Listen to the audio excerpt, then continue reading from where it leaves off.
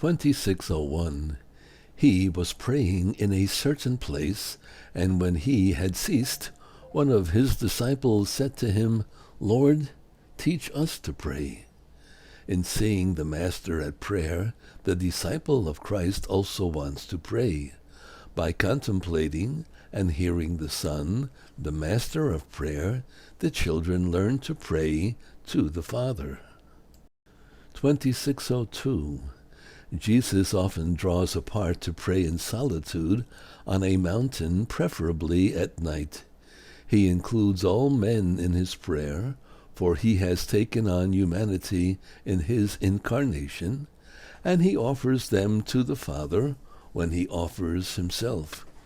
Jesus, the Word who has become flesh, shares by his human prayer in all that his brethren experience. He sympathizes with their weaknesses in order to free them. It was for this that the Father sent him. His words and works are the visible manifestation of his prayer in secret. 2603. The evangelists have preserved two more explicit prayers offered by Christ during his public ministry. Each begins with thanksgiving.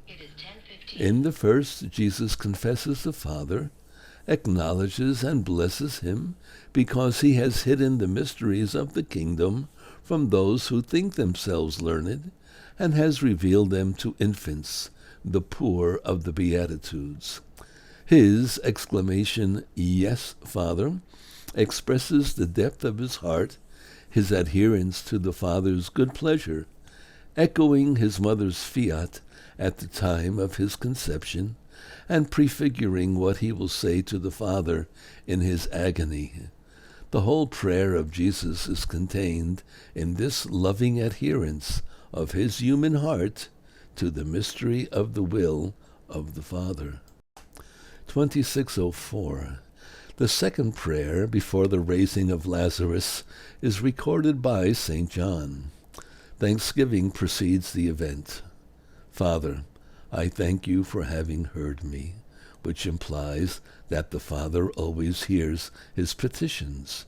Jesus immediately adds, I know that you always hear me, which implies that Jesus, on his part, constantly made such petitions. Jesus' prayer, characterized by thanksgiving, reveals to us how to ask. Before the gift is given, Jesus commits himself to the one who in giving gives himself. The giver is more precious than the gift. He is the treasure.